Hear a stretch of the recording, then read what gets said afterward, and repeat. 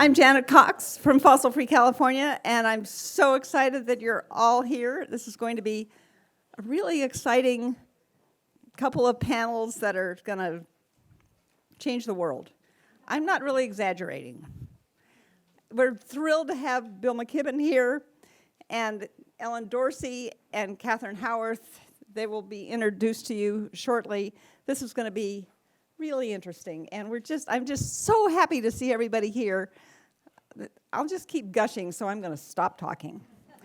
Over to Bill and Catherine and Ellen. Thank you all. This really is a grand occasion to be here.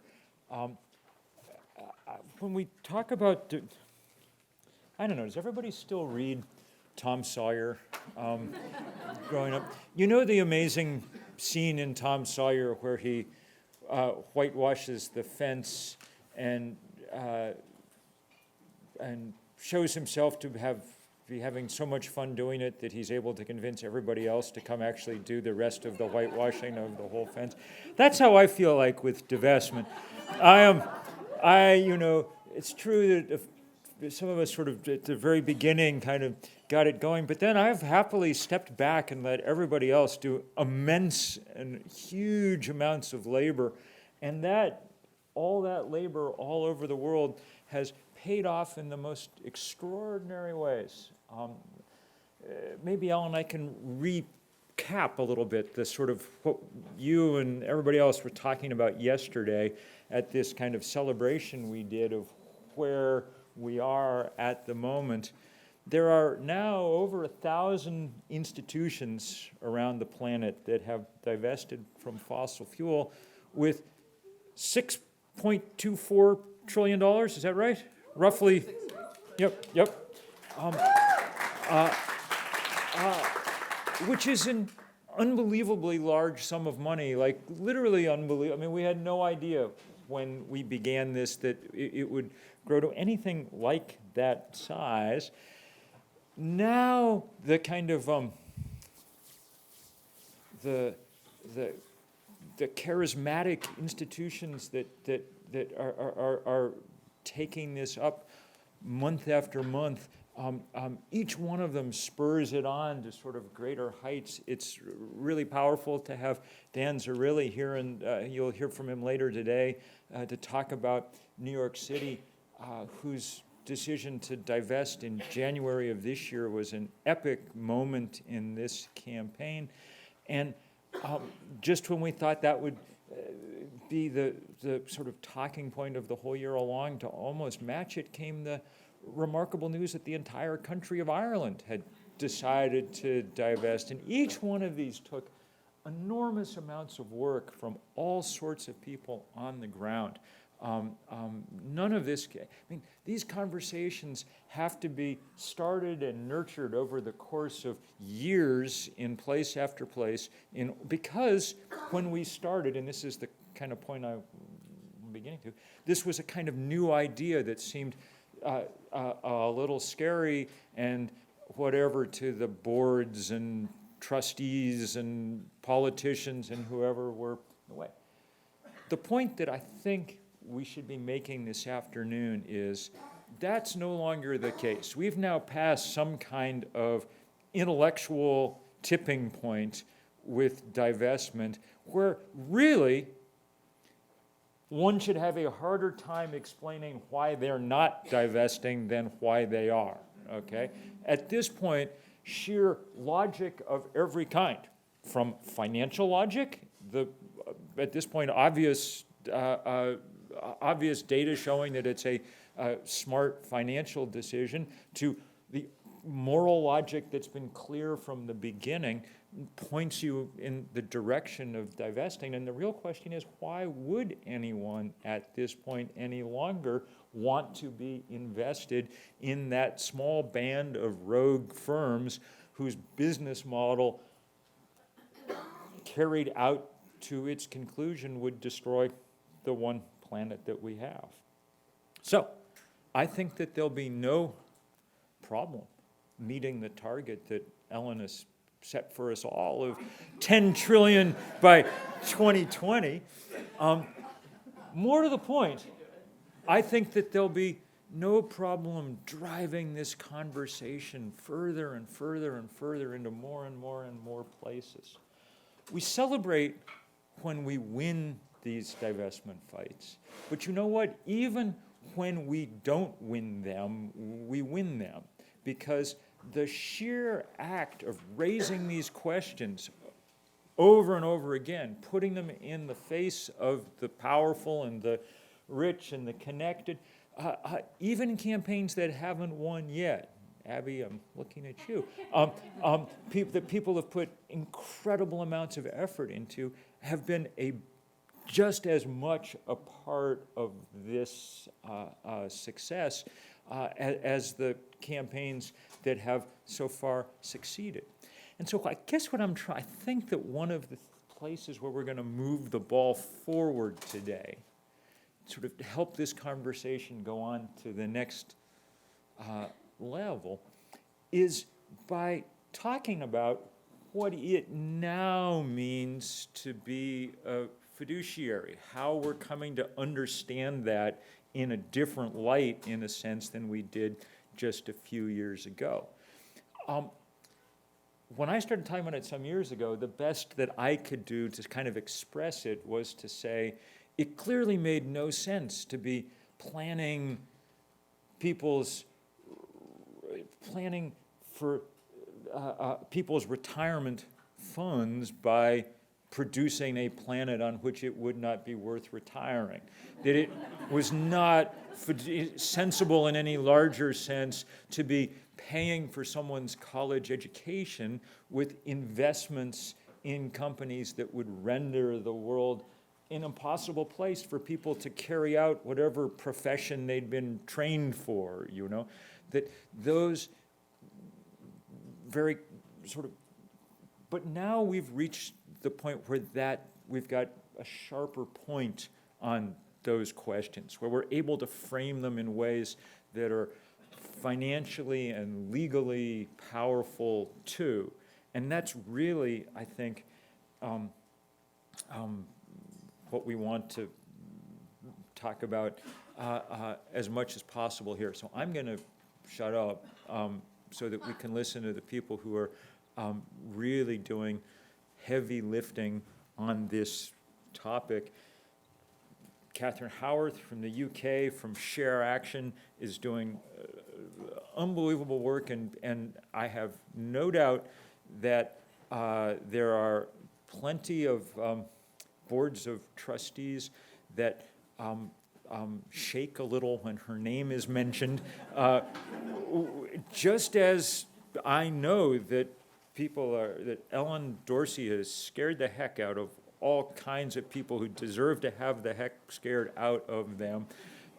She and her colleagues, people like Claire Vondrich, have just managed to take this issue in new directions. And so I know, I see my colleagues Jamie Henn and Brett Fleischman up there who have worked on this from the very start.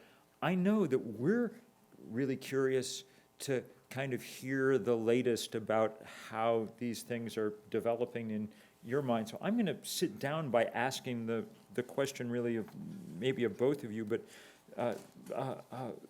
just starting off with you, Ellen, just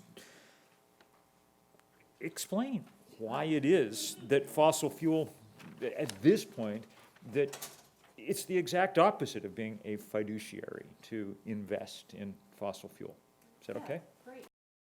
Okay, so I direct a foundation, the Wallace Global Fund, and back in 2009, we started divesting our endowment from fossil fuels, which we completed in 2011. We were 100% fossil free and out of other polluting industries and utilities, and we're 16% invested in climate solutions, with 1% devoted to energy access, energy poverty globally, and we recently made $1 million commitment to invest in a wind farm at Standing Rock. So we really believe in the power of what our investments can do. So we have been supporting the fossil fuel divestment movement from its inception, And in 2013, I sat down with my board and said, listen, we need to organize philanthropy as a sector of the movement. And we need to do this for a number of reasons. One, because we can help put wind at the back of the students that are fighting these campaigns on campuses. We can kind of use the social legitimacy of philanthropy. Secondly, we can demonstrate, for instance, our own investment portfolio. We can hold up that examples of investment portfolios that are divested and are bringing successful returns. Third, we would help create a market for fossil-free products, help drive a market for fossil-free products. And fourth, we could shake up philanthropy, which badly, badly needed to be shaken up, and kind of pull back the black curtain between, or the wall between investments and program, which I would love to come back to at another point. So, to date, we now have 175 foundations worldwide that not only have committed to divest, but also invest 5% of their portfolios in the solutions. Clara has worked with me on this. And in addition to that, many, many other foundations have done it but won't commit publicly. That's another story and kind of embarrassing for them because they're on the right side of history by doing it and they could help build the movement, but they don't want to come out. But as a result of forming Divest Invest Philanthropy, I've now spoken to dozens and dozens and dozens of investment committees and boards of trustees about the decision. And we did that deliberately, peer-to-peer organizing. They could bring me in, I could bring in my investment guy, and we would sit down with them and explain how to do it. Of course, the number one argument that immediately is uttered by virtually everyone is, oh, fiduciary duty, we can't threaten the risk of return, da-da-da-da. What always, and that's actually an effort by the investment professionals to stymie your opening up their control over the money. I mean, that is fundamentally what they're doing, is saying, I run the money, you stay on your side of the table. And fiduciary duty is a legal obligation. First of all, there are no fiduciary police. I do realize the IRS stands as the fiduciary police, but look at the Trump Foundation. That's all I'm going to say. Second, it assumes that divestment is a threat to returns, which of course we know it is not, and we'll spend a little time talking about. But just yesterday at the State of the Divestment announcement, world-renowned investor Jeremy Grantham stood up and laid out 90 years of research that says under ordinary circumstances, you could eliminate any one sector to your investment portfolio and it would have negligible impacts on your returns. 90 years of research, no matter whatever the sector is. But third, these are not normal times. We are in the middle of a global energy transition. So that sector is particularly unstable. And what that says is that brings a climate risk to your portfolio that the fiduciaries must pay attention to. So what is that climate risk? It's the volatility of the industry now. It's peak oil by 2023. It's the pace of adoptions of renewables. It's the cost competitiveness of renewables. It's the fact that the data shows that fossil fuels returns over the last 5 years have been the worst performing sector, bar none, at the level of treasuries. So you get the risk of equities and the returns of bonds. So you look at all of those component pieces, and right now you know that there is a threat to the performance of your portfolio. You add on to that the stranded asset risk analysis, which Bill brilliantly popularized the work of Carbon Tracker, and you see that that financial risk is only growing. Add two other variables. The one is climate litigation. So if you're a fiduciary and you know the sector's not doing so well now, all the analysis says it's going to be a problem in the future, and oh my God, the companies are being sued, and they're being sued for damages. When those suits are successful, that is a material risk to the investors that the industry is vulnerable to. And then divestment itself is a risk, a material risk. Shell's latest annual report actually laid that out, that the divestment movement is a material risk. So when you add all that together alone, you understand that this sector is moving, it has moved into such a fragile state that if you as a fiduciary are not analyzing the climate risk to your portfolio, you are in violation of your fiduciary duty. I don't think the police are going to come and get you. but I think the argument is pretty clear.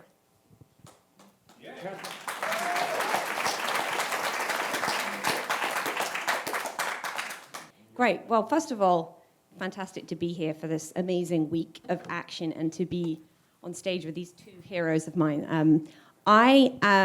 Alongside being at Share Action, I'll say a little bit about the work that we're doing and the impact we're having on this fiduciary duty debate in a second. But I'm also on the board of The Guardian, a news organization that was inspired to start an incredible Keep It in the Ground campaign by Bill's amazing work, which has a very large endowment, which the editor and the board members agreed a number of years ago.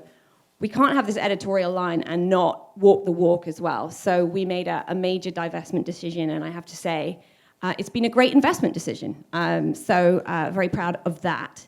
The work that we do at Share Action, we're an NGO that's been campaigning for change in the pensions industry in our country and in the investment industry for 12 years.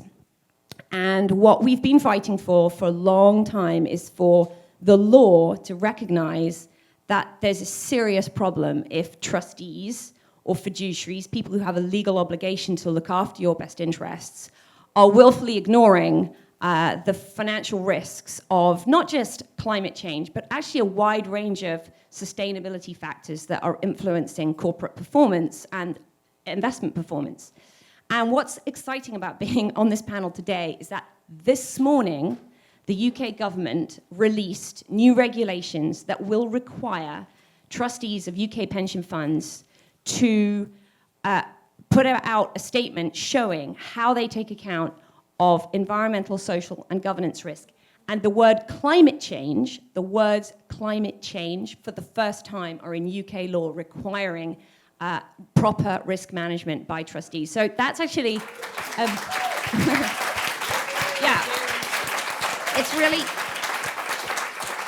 really very, very exciting moment, and we've been fighting for that for God knows how long. Actually, the fight for change in fiduciary duty really started to gather pace because of two things.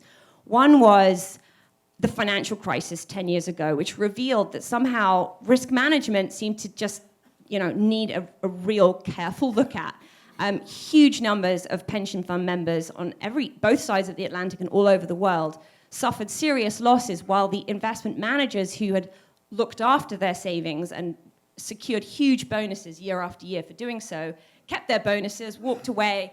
The losses were incurred by regular folks who really had to start asking more questions about, are these financial professionals fit for purpose in looking after the risks I face? But the other driver for a review of fiduciary duties is the climate crisis, because for the reasons Ellen has just laid out, there's a fundamental shift and transformation coming, which will have huge implications for investment returns and portfolios. But we need to go further, because actually we absolutely need to be demanding that it's not just a sort of financial risk management. It's actually, as Bill said earlier, about recognizing that if you look after someone's assets, you need to think about the impact of your investment decisions on the world they will live in. This is still, in a way, we haven't yet won the argument in taking it to that new extent. But what is exciting in the regulations that have been announced this morning is not that we've got everything we want, but we've got actually a major step forward in recognizing that trustees must consult and listen to the views of the beneficiaries. Trustee law and common law on fiduciary duties kind of emerged out of a very patrician world in the 19th century, and actually out of a kind of legal tradition in which people would put aside money that was for sort of widows and orphans and people that hadn't contributed. But a pension fund is a fund where you put the money in, and yet your views don't have to be listened to in the way that money is invested. And that's kind of, I think, the next frontier of the arguments we need to make about fiduciary duty, that it's my money, and I not just deserve to be, I should be consulted on the decisions that are made, because those decisions have an impact on my world. And actually, when I think about what inspired me into sort of activism and the work I do today, I look back at the suffragettes were my kind of great, great heroes. And the arguments used for why women shouldn't have the votes are eerily familiar when you hear the arguments used why regular pension fund members shouldn't because shouldn't be involved in the decisions. Well, the first argument is they don't want to be. That was the argument used, that women didn't actually want the vote. It was just a small, tiny little fragment of people over there. But the amazing, the divestment movement proves that millions of people are very interested in a conversation about what happens to their money. So that was the first argument. The other one was that, of course, that women, just weren't suitable. They didn't have the intelligence. They just didn't have the grip on these kind of things. That's also very familiar. Now, this world of investment is just a bit too complicated for you guys. Don't worry your pretty little head. I think what we need is a movement for reform of, it's a terrible phrase in a way, fiduciary duty, because it's the sort of thing, along with the word pension fund, that makes people want to feel straight asleep. But actually, it's where ordinary people interact with the capitalist system. It's our retirement savings that fuel everything that goes on in the corporate world. And of course we have an interest, and we deserve a seat at the table. So I feel we're making some amazing gains, not just in the UK, but actually in the rest of Europe. There's some really interesting legislation coming up the track at the European Union level. But we actually need to go deeper and further and be even more ambitious, that it's about having a seat at the table when decisions are made over things that we have an interest with our money.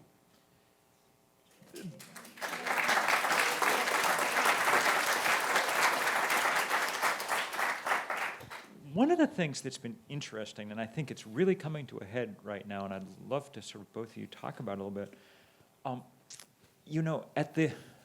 At the beginning of this fight, the kind of standard, the version of this, to tell activists to go away and stop bothering, was to say, well, we're going to engage with the companies involved here, and we'll take care of the problem by having some meetings with them or voting some proxies or whatever. That seemed unlikely to us at the time.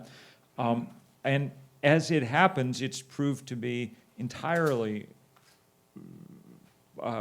exercise in futility. I think one of the things we really need to underline this week is the release of this latest round of reporting, studies on this question of engagement, As You Sow, which is a wonderful organization that specializes in shareholder engagement. They've done great work over the years across a wide variety of industries in getting companies to change behavior through shareholder engagement. They put out a report earlier this week that, Ellen, I hope you'll talk a little more about, but it says, well, two things. The first thing it says is, by not divesting, companies, pension funds and others are losing huge amounts of money. I think the figure they used for New York State's common retirement fund was the equivalent of $14,000 per member of the retirement fund. That's how much more they would have had the state merely divested when we asked them to some years ago. So $14,000 is beginning to mount into the area of real money, for at least for some of us. But the second thing, and maybe more important, was they said it's entirely clear now, after looking at a couple of 100 examples, that the engagement process with the fossil fuel industry does not work. It does not produce change. It does not get them close to complying with scientific targets. I don't think this is any huge mystery, really. We thought from the beginning that this would be impossible because the thing that we needed to engage with them on was, in fact, the core business model, not some flaw at the edge of the business model. But, Ellen, what does that mean for among other things, how long can you keep pretending that you're engaged in this action? What do the next couple of years hold? How does it work, do you think? Well, first of all, I think this is a really crucial issue, and in full disclosure, we commissioned that study that As You Sow released because we said, look, all of the big institutional investors, the really large pension funds, including California's, are saying we need to engage with the companies. We have to have a seat at the table. We have to orchestrate with them the wind down. And I would say a number of critically important things. First, this report surveyed all of the engagement that has happened, the resolutions that have been tendered, the shareholder resolutions They've surveyed all the engagement with the fossil fuel companies and analyzed their results. And basically said there might be a little incremental win here on, methane or something there, but the resolutions themselves have not been fit for purpose.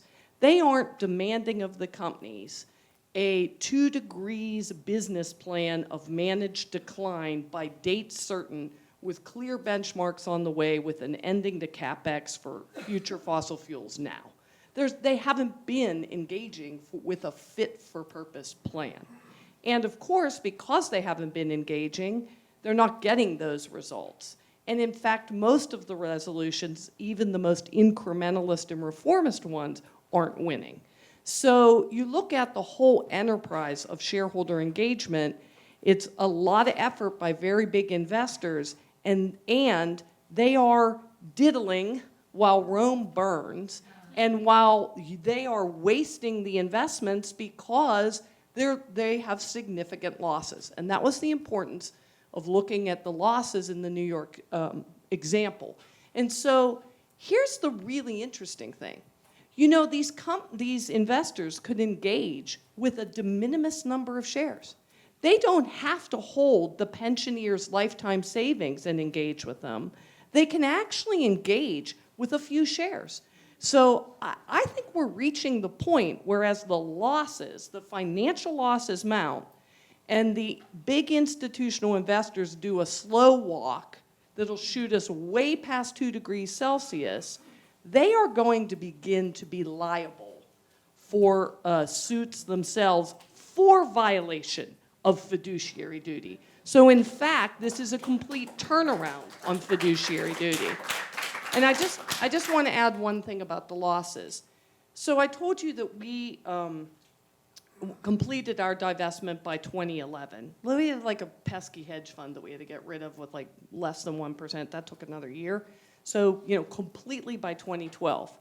Every year since then, and we're fully ESG integrated. We have, 16% in climate solutions. Every year we have crushed our benchmarks by anywhere between 2 and 4%. Last year, our returns were 22%. So much so, those returns were so exciting. I sat down with my board and said, given the crisis of climate change and the crisis of our democracy, how can we grow our assets? How can we sit on our assets? And I said, please, let's take all these returns and put them right back into grant making. We doubled our grant making budget this year and put twice as much money into the divestment movement. Wow. So we made money by divesting to support your activism on divestment. So, we have to really call the question now with the institutional investors. So the As You Sow report laid out a challenge, and I think we reiterated that at the divestment press conference yesterday, that these folks that are persisting and engaging, it's time that they put a proposal to the companies that's time-bound.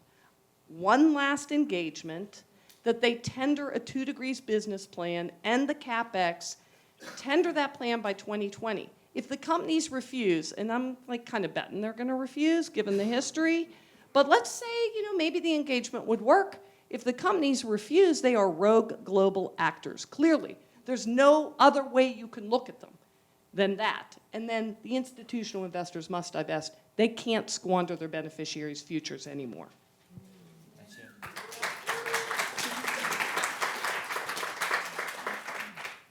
So, as we've just described, holding these fossil fuel companies is exceptionally or becoming extremely risky. And so it's absolutely right that any prudent fiduciary should be looking at how much of their portfolio is held in this risky sector and these individually risky companies. At the same time, when those prudent trustees reach the conclusion that they shouldn't hold them anymore, what happens is they sell them to somebody else. So this is the nub of the challenge, which is that you can protect your portfolio through divestment, and you'll have a fiduciary duty to protect your portfolio from financial risk. But that does leave these companies still out there with their business plans that are not aligned with Paris. So Share Action is a share activism organization, and we were involved in a shareholder resolution at Royal Dutch Shell this spring. The resolution called for the company to align its business model through setting short and long-term targets with the goals of the Paris Agreement.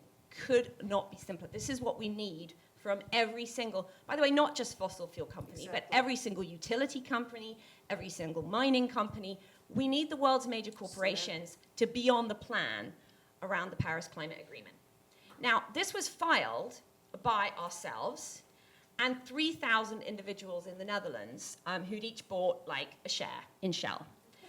We had no support from the institutional investment community, who are the fiduciaries on behalf of millions of people all over the world. And Shell is still the biggest company in Europe. It's still, an absolute backbone of most European and certainly British pension fund portfolios, because the divestment movement hasn't quite caught on yet in the pension fund industry in the UK. So one of the things that's really interesting about what played out at Shell this spring is that it put the investors in a complete dither. Oh my God, they've all, by the way, and some of it's greenwashing, but some of it's increasingly sincere, have signed up to statements that say, we really support the Paris Agreement. So along comes a resolution at Shell saying, will Shell sign up for the, set targets to align with Paris? And they got in a real fix about what to do. Now, the reality was that a small number of them, thank you, did vote for our resolution.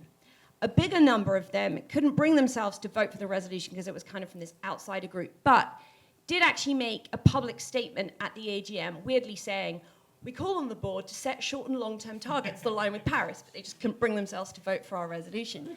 So that was sort of interesting. But these resolutions that set, like, the demands that we have to set are really, really interesting for holding accountable the institutional investors who are increasingly saying we can see that it's both devastating for our portfolios and devastating for the well-being of our beneficiaries if we don't align the corporate community with Paris.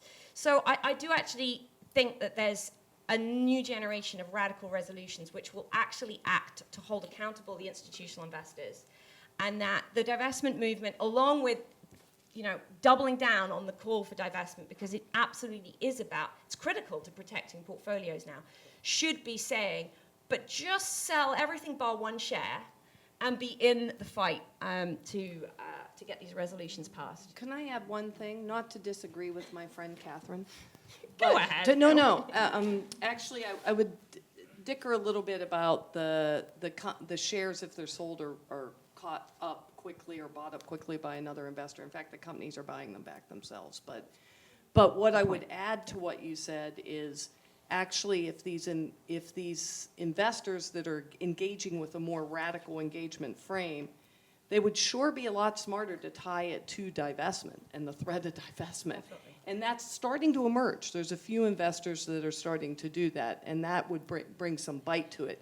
But that is still way and by far on the margins, right? Oh, it The is. mainstream engagement is not time-bound. It's going, next 5 years we want the companies to do X, Y, and Z, and then after 5 years, if they didn't do it, we'll rethink what we're going to do. Planet doesn't have time for that.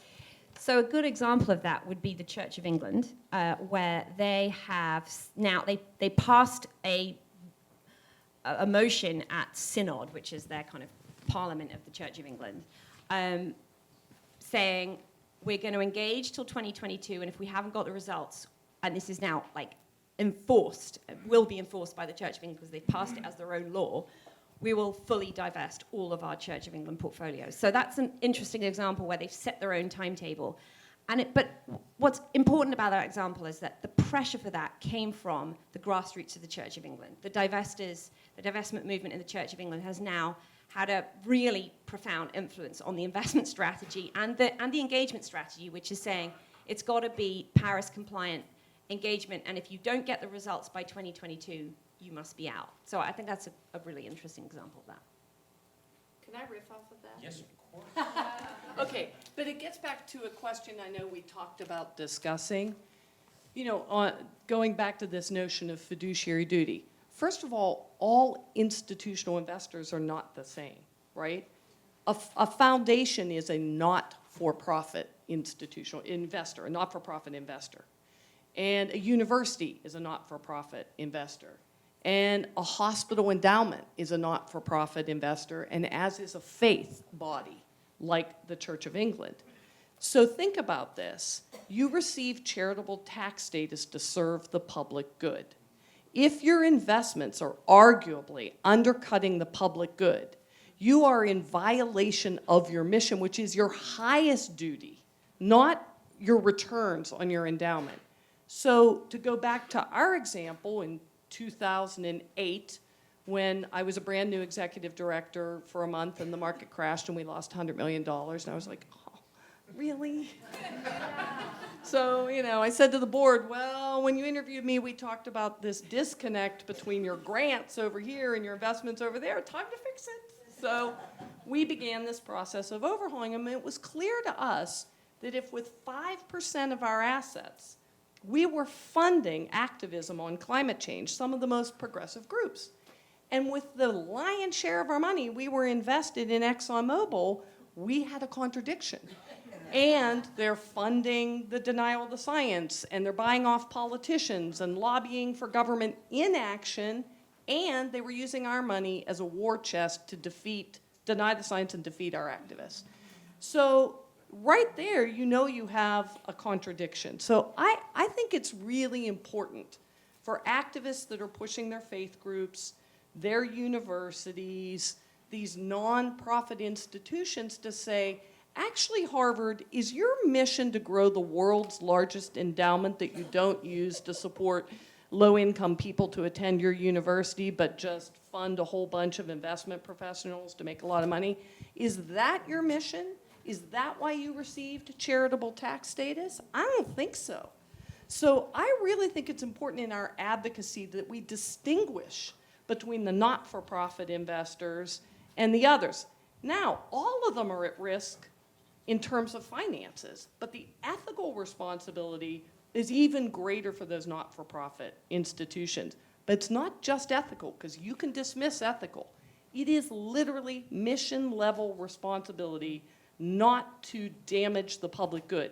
And is there any issue other than climate change that you could make the argument that it impacts the mission of every institution, every foundation, every faith community? So, peel back that argument and take it on.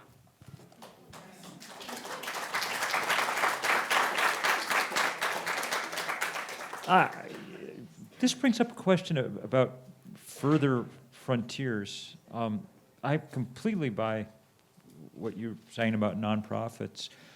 What about, I was at dinner last night with a bunch of corporate leaders, all of whom have pension funds, and all of whom are making all kinds of statements about their, sustainability. They have sustainability mission statements and sustainability reports and sustainability officers. And what do you think? Do you think we have some chance of starting to hold bringing corporations on board in this fight as well? Can I Please. respond to that? Yeah. So I think one of the super interesting things that's going on right now is how and it's amazing, and we're seeing this at GCAS this week, how many corporations actually are stepping up and doing, and the arguments they give are sustainability or failure to take account of huge risks like climate change could be very damaging to our business model. So we're really focused on this as a risk. And yet their employee retirement plans seem to be totally comfortable with huge amounts of exactly that risk. And there is just this complete failure to do the joined up thinking. And actually I think it's very interesting in terms of companies saying, but we really care about our people. People are our greatest asset. But it's an asset we're not going to look after from the point of view of protecting from that risk. But we're really busy protecting the business model against that, which is great. But there is a huge amount of requirement to call that out. Now, the best place for that to come from is the employees themselves. And we really need to have a more empowered approach by pension fund members. And by the way, we're beginning to see it in Australia. Yes. So I don't know if you are aware of a young hero, 23 years old, called Mark McVeigh, who is suing REST superannuation scheme, which is one of the big superannuation schemes in the US, for a failure, Australia, for a failure to inform him, which they have a duty to do, about climate risk. So the Australian pension fund industry has a legal obligation in Australian law to inform fund members about financial risk. But REST and many other superannuation schemes in Australia say nothing about climate. And this young man says, but climate is a material risk. By the time I come to retire, which for someone of 23 is some decades away, then the world could be ravaged by runaway climate change, impacting my portfolio, impacting my life. I think that's a risk you should maybe have told me something about. And it'll be so interesting to see how that case proceeds, and because hopefully that will be upheld by the courts, and then immediately every single superannuation scheme in Australia will have to quickly put something in. So I think this, and similarly, I've been talking to a woman in who used to work for JP Morgan, but is now, she still has a retirement fund with JP Morgan, and she's willing, and many others are emerging, and I just would ask every single one of you in the room to consider this. Will you be part of a movement where we start mobilizing people to write? We've got a whole amazing set of lawyers that will help us with getting the arguments right. We've obviously got incredible evidence like that from Carbon Tracker and other organizations around the financial case. We've got the legal arguments, we've got the financial case. We need the troops. We need people that will write and say, I think you're in breach of duty. What are you going to do about it? Because I think once a few schemes start to respond to that, everyone else has to start to. So I think this is one of the really exciting directions we can take the movement right now. I think that's extraordinarily powerful, among other things, because the activist logic of divestment from the beginning was this was something that everybody, you didn't necessarily live near a coal mine, but you had some exposure to some pot of money that was somehow implicated. And I think we've come to feel that more strongly, with each passing year. I now say over and over again, and I think it's really the truth, that money is the oxygen on which the fire of global warming burns, and that cutting it off is the key. So, it's been a great pleasure to watch the universe of possible kind of either targets or partners in this effort expand. We began really just thinking about people who we thought had a kind of strong moral connection, so universities or churches or things, but moved in all kinds of directions since. This seems like the next logical sort of build-out in a way, to get as many people as possible. I have no idea why TIAA, CREF, for people like that think that it's just okay to be funding the destruction of the planet. So I hope that becomes, because I think we can, in the same way that when you talk about getting thousands of people writing letters, we need to be doing what Amnesty International did so powerfully around prisoners or whatever else, and I think we can do it.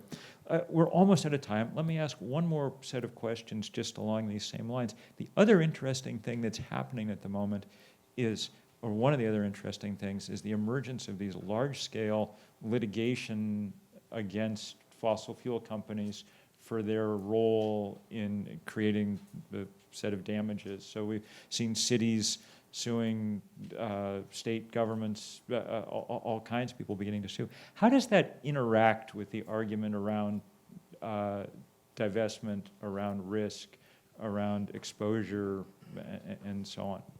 I guess what I'm sort of asking is this a kind of useful kind of pincer move almost?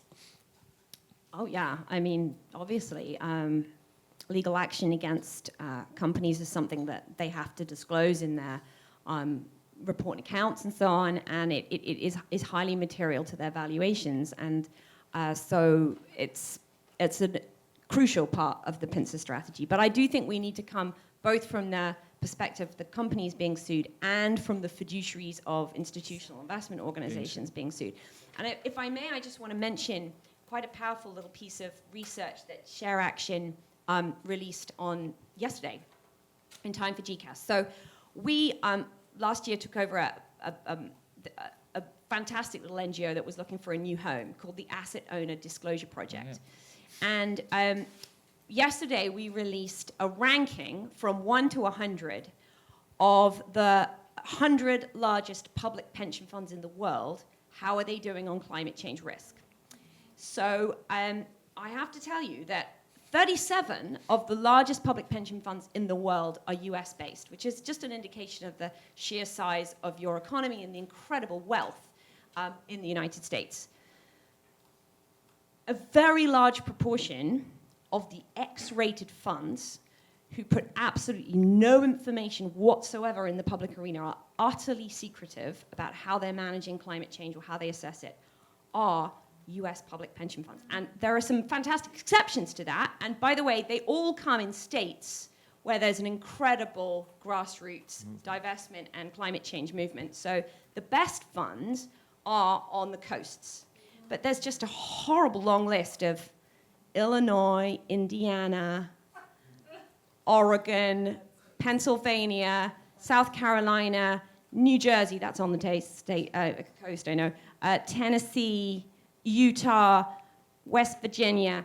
These are funds that really need 350.org and everyone else in the movement saying, we're coming after you. And we need SEIU involved. Because we just really have to go after the funds that are just so negligent in managing the risk and being transparent and accountable on the risk. Because it's the pension fund members, but actually in all of these instances, it's the taxpayers. Everyone has an interest in managing this risk.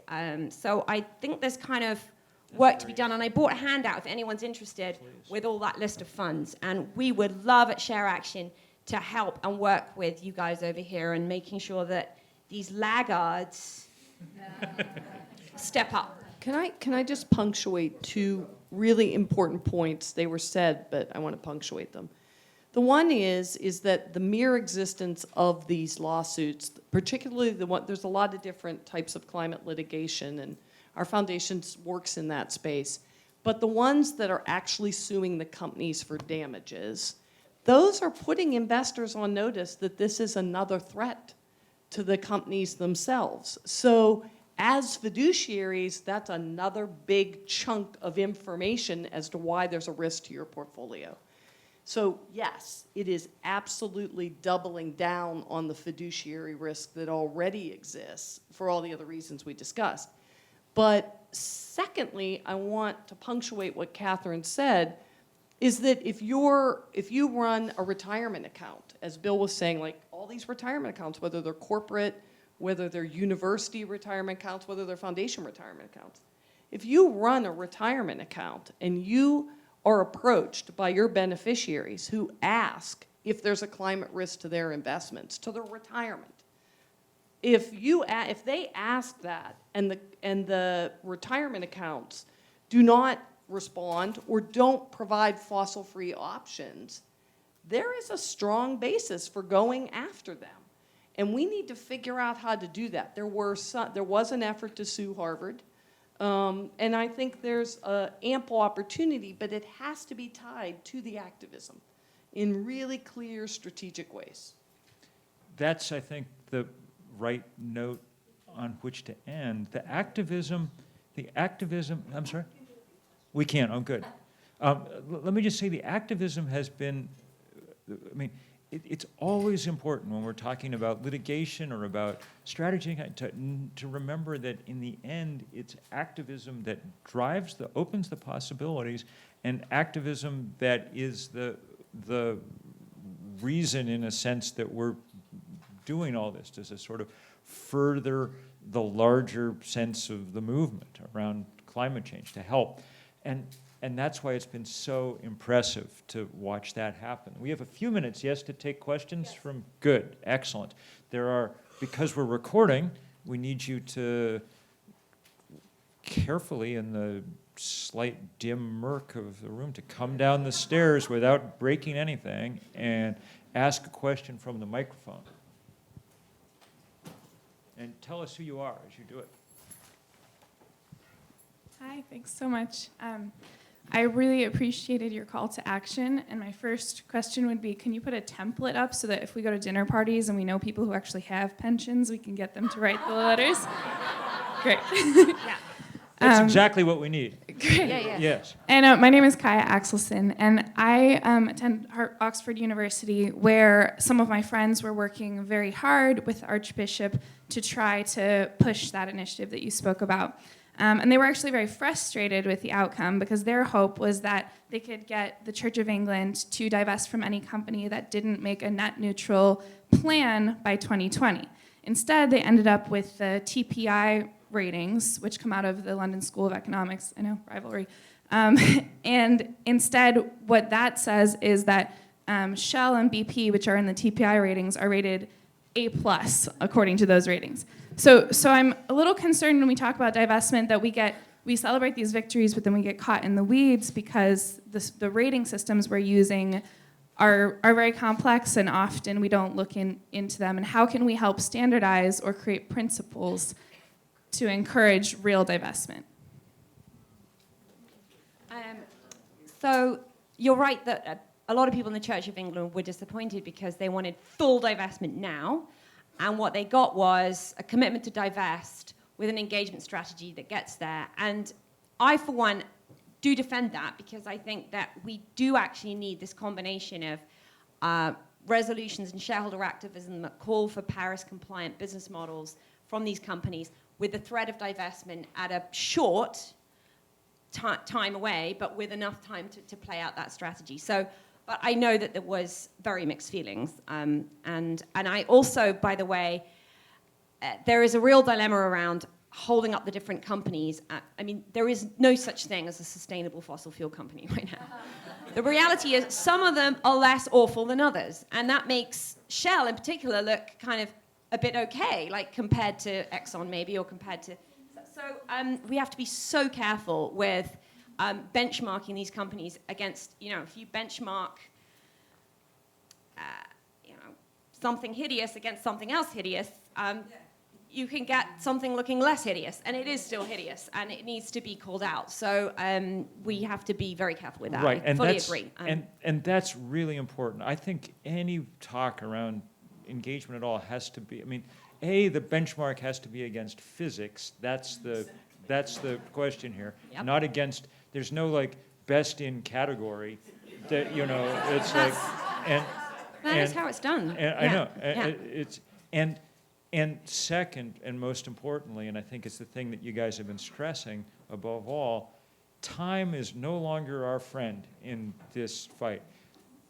Solutions that offer themselves in 2025 or 2030 or 2035 are not solutions.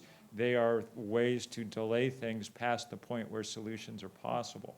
So that's to me, Ellen, you've talked about slow walking, and I think that's exactly the right term, and it drives me nuts to watch investment committees forever say, well, we need some more, another study or another, given the physical parameters of climate change, that's crucial. We have time for one more question. One more question. Okay. Oh.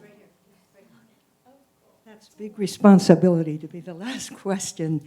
I asked this question this morning, and it's an honest question. I'm beginning to work on divestment from war. And what I'm wondering about is whether the same language that you're using for divestment from fossil fuel and other, insults to the climate and so on, is the same language you would use for that.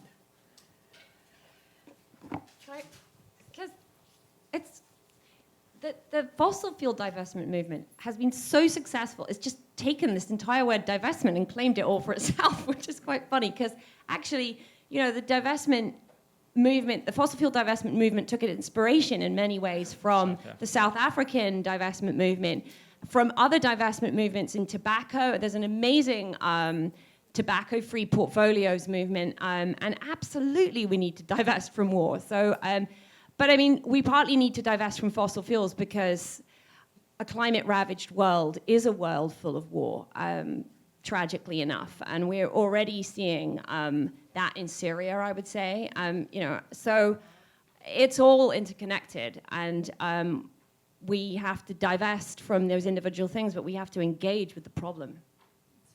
Yeah, the thing that I would add to that is, when we, just taking it to the example of our foundation, when we made the decision to overhaul our investments, we didn't just make the decision to get out of fossil fuels.